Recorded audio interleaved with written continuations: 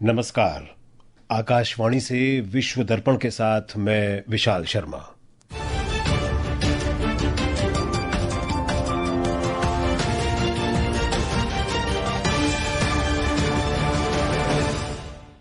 मुख्य समाचार। रूस के राष्ट्रपति व्लादिमीर पुतिन 23वें भारत रूस वार्षिक शिखर सम्मेलन में भाग लेने के लिए 4 दिसंबर से 2 दिवसीय भारत यात्रा पर रहेंगे।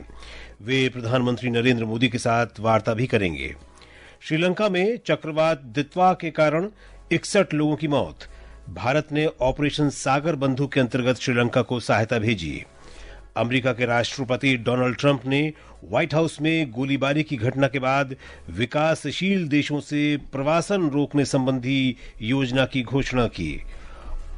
पाकिस्तान के पूर्व प्रधानमंत्री इमरान खान की बहन ने जेल में उनसे मुलाकात न होने पर अवमानना याचिका दायर की। और 56वां भारतीय अंतर्राष्ट्रीय फिल्म महोत्सव गोवा में शानदार पुरस्कार समारोह के साथ संपन्न हुआ। अब समाचार विस्तार से। रूस के राष्ट्रपति व्लादिमीर पुतिन 4 दिसंबर से 23वें भारत रूस वार्षिक शिखर सम्मेलन के लिए भारत की 2 दिन की राजकीय यात्रा पर आएंगे। श्री पुतिन प्रधानमंत्री नरेंद्र मोदी के निमंत्रण पर भारत आ रहे हैं।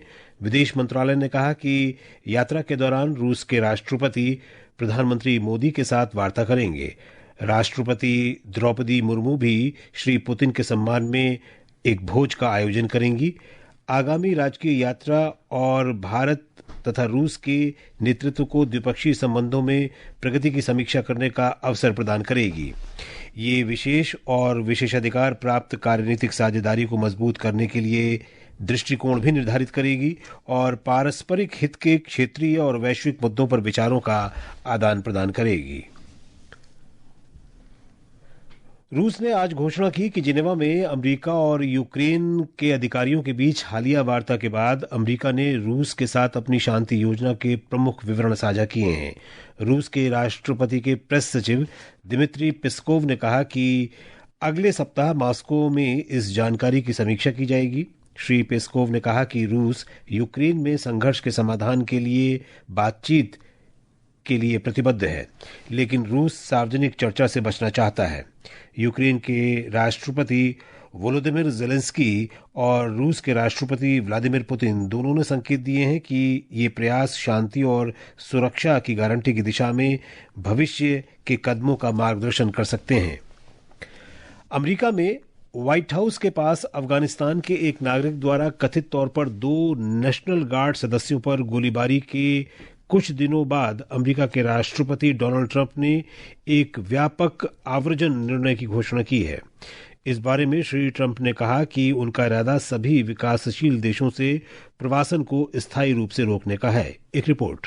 राष्ट्रपति ट्रंप ने सोशल मीडिया पोस्ट में कहा कि अमेरिका तकनीकी रूप से उन्नत है, लेकिन पिछले कुछ वर्षों में आव्रजन नीतियों ने देश की प्रगति को कमजोर किया है। राष्ट्रपति ट्रंप के अनुसार इस नीति का उद्देश्य उन अवैध और अस्थिर आबादी को कम करना है। इससे पहले सीमा शुल्क और आव्रजन सेवा निदेशक जोसेफ एडलॉ ने कहा था कि राष्ट्रपति ट्रंप के आदेश के अंतर्गत इन देशों से आने वाले प्रत्येक नागरिकों के ग्रीन कार्ड की कठोर पुनर्जांच के निर्देश दिए। उन्होंने कहा कि भारत का नाम इस सूची में नहीं है। बुधवार को व्हाइट हाउस के पास हुई इस घटना में नेशनल गार्ड के एक सैनिक की कल मौत हो गई, जबकि दूसरे की हालत गंभीर है। विश्व दर्पण के लिए वैष्णवी। दक्षिणी सीरिया के गांव बैत जिन में इजराइल के अभियान के दौरान 10 लोगों की मौत हो गई। इजराइल की सेना के अनुसार सीरिया में उग्रवादी समूह के सदस्यों को पकड़ने के अभियान के दौरान झड़प में 5 इजरायली सैनिक घायल हुए। इजरायली बल हालिया खुफिया सूचना के आधार पर अल जमाह अल इस्लामिया के 2 सदस्यों को गिरफ्तार करने के लिए बैत जिन में दाखिल हुए थे। ये दोनों इजराइल पर हमले की योजना बना रहे थे। सीरिया के सरकारी मीडिया के अनुसार बैत जिन क्षेत्र में इजराइल की छापेमारी बढ़ गई है। पाकिस्तान के पूर्व प्रधानमंत्री इमरान खान की बहन अलीमा खान ने अदियाला जेल अधीक्षक और वरिष्ठ अधिकारियों के खिलाफ इस्लामाबाद उच्च न्यायालय के आदेश की अवहेलना करने के आरोप में अवमानना याचिका दायर की है। इस आदेश में इमरान खान से सप्ताह में 2 बार मिलने की अनुमति दी गई थी। ये कदम इमरान खान से मुलाकात से 8वीं बार मना करने के बाद खैबर पख्तूनख्वा के मुख्यमंत्री सोहेल अफरीदी के नेतृत्व में धरने के बाद उठाया गया है। विश्व दर्पण आप आकाशवाणी से सुन रहे हैं। ताज़ा समाचार जानने के लिए आप हमारे social media handle x@AIR news Hindi को फॉलो कर सकते हैं। विश्व दर्पण में आपका फिर स्वागत है।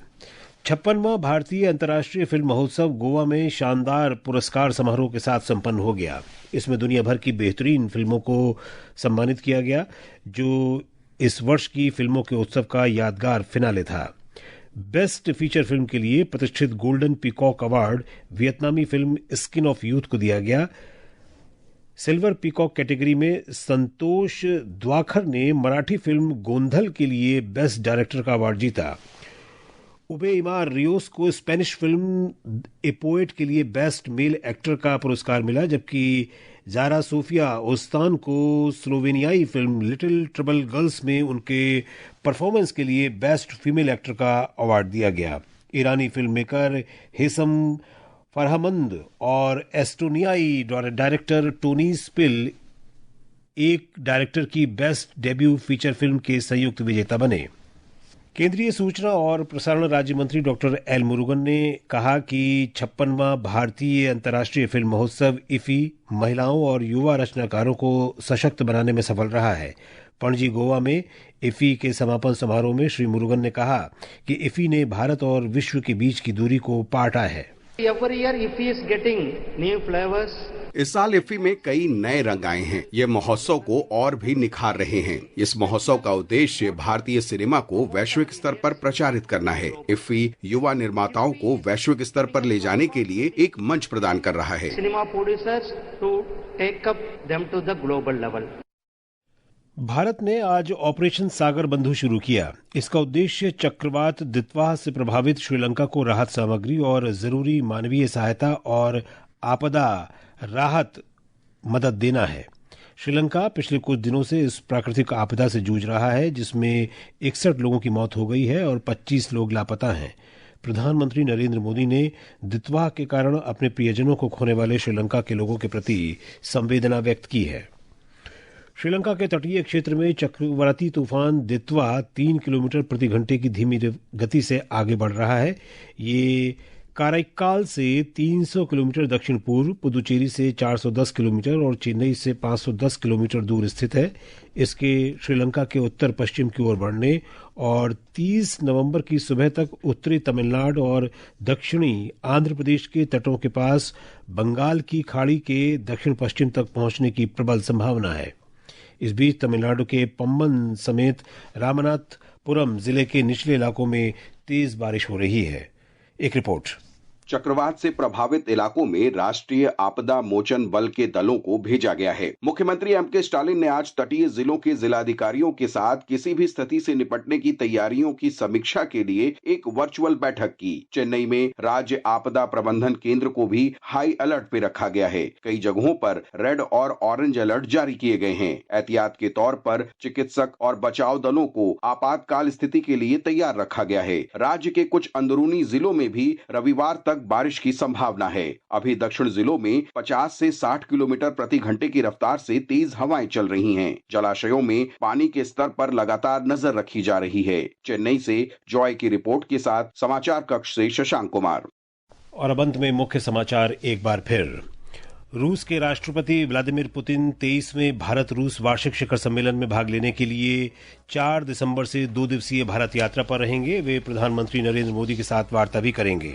श्रीलंका में चक्रवात दितवा के कारण 69 लोगों की मौत। भारत ने ऑपरेशन सागर बंधु के अंतर्गत श्रीलंका को सहायता भेजी।